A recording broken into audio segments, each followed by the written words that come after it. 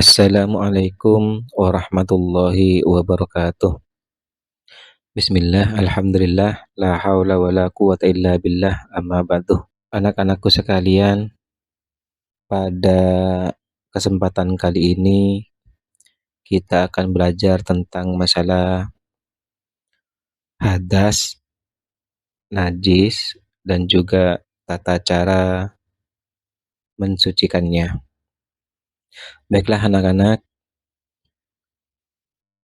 sebelum kita mulai pelajaran pada kesempatan kali ini, kita baca doa bersama-sama. Raditu billahi robba wa bil islami dina wa bi muhammadin nabiyya wa rasula rabbi zidni ilma warzuqni fahma. Oke, terima kasih. Anak-anak,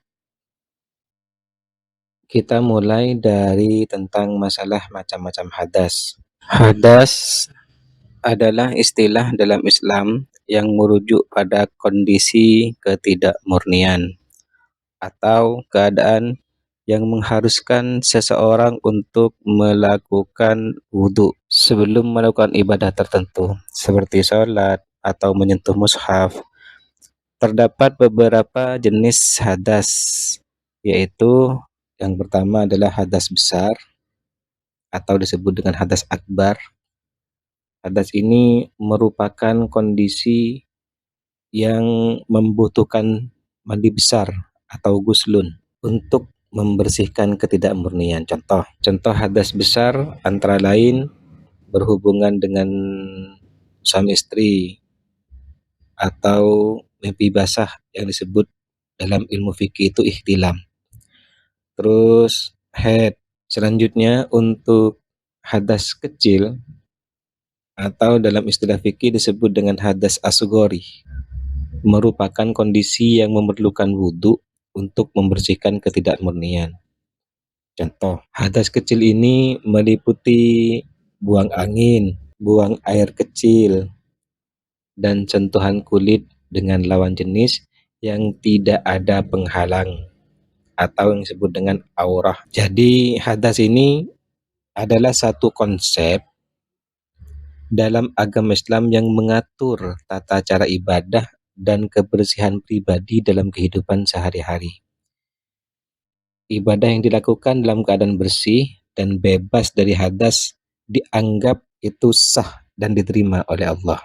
Itulah tadi tentang masalah hadas ya. Berarti hadas itu ada dua macam, yaitu hadas besar dan juga hadas kecil. Selanjutnya kita belajar tentang masalah najis. Najis itu ada yang ringan atau disebut dengan najis mukhaffafah, ada yang berat atau disebut dengan najis mughalladhah, ada yang mutawasithah atau yang disebut dengan najis ringan. Nah, bagaimana cara kita bersuci dari najis-najis tersebut?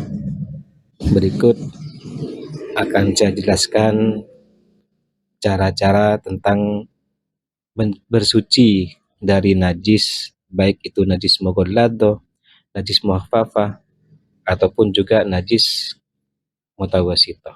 Pertama, kita bahas terlebih dahulu dari najis muhaffafah. Najis ini adalah jenis najis ringan. Contohnya air kencing bayi laki-laki yang belum berusia 2 tahun dan belum mengkonsumsi apapun kecuali air susu ibu. Jadi najis muhaffafah, cara mensucikannya dapat dibersihkan bagian yang terkena najis sebanyak 3 kali dengan syarat air terakhir harus bersih. Jadi najis muhaffafah ini cukup dipercikan air pada area yang terkena najis, karena najis muhaffafah ini tergolong najis yang ringan. Oke, selanjutnya yaitu najis mughalladhah. Apa itu najis mughalladhah? Najis mughalladhah adalah jenis najis berat dalam Islam. dan mensucikannya melibatkan prosedur yang lebih ketat daripada najis mukhaffafah atau najis mutawasithah. Contoh najis mughalladah, najisnya air liur anjing atau terkena gigitan anjing, najis babi, itu termasuk najis mughalladah. Lalu bagaimana cara mensucikannya? Cara mencucikannya, yang pertama, ambil air dan gunakan untuk mencuci area yang terkena najis mughalladah tersebut dengan cara dicuci sekurang-kurangnya 7 kali, yang salah satunya dicampur dengan debu, dan perlu mencuci area yang terkena najis mughalladah sekurang-kurangnya 7 kali. Pastikan setiap kali mencuci air mengalir ke seluruh bagian yang terkena najis tersebut. Karena najis mughalladah ini tergolong najis yang berat, maka perlu adanya menggosok. Dalam beberapa kasus, kalian harus menggosok area yang terkena najis. Itulah cara mencucikan najis mughalladah tersebut. Karena najis mughalladah ini tergolong najis yang berat, maka berbeda cara mencucikannya antara najis muhaffafah, najis mutawasithah. Najis mughalladah ini tergolong najis yang berat, sehingga cara mencucikannya maka disiram 7 kali, yang salah satunya dicampur dengan debu. Selanjutnya yaitu najis mutawasithah. Najis mutawasithah itu apa? Najis mutawasithah adalah jenis najis yang memiliki kadar najis yang sedang atau berada di antara najis muhaffafah dan najis mughalladah. Contohnya apa? Contohnya najis mutawasithah seperti air kencing, kotoran binatang, kotoran manusia, darah. Itu salah satu contoh najis mutawasithah, muntah, bangkai, dan lain sebagainya. Lalu bagaimana cara menyucikannya? Cara menyucikannya yang pertama menggunakan air.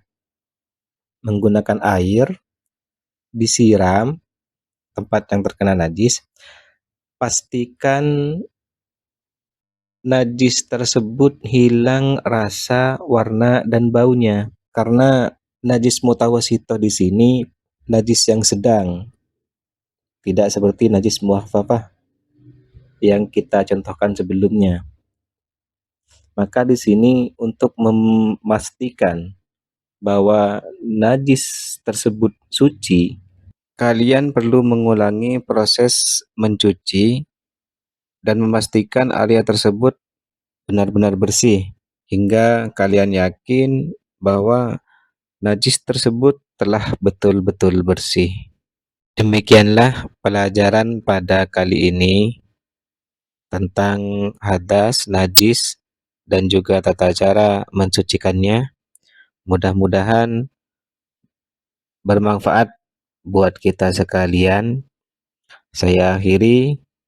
Assalamualaikum warahmatullahi wabarakatuh.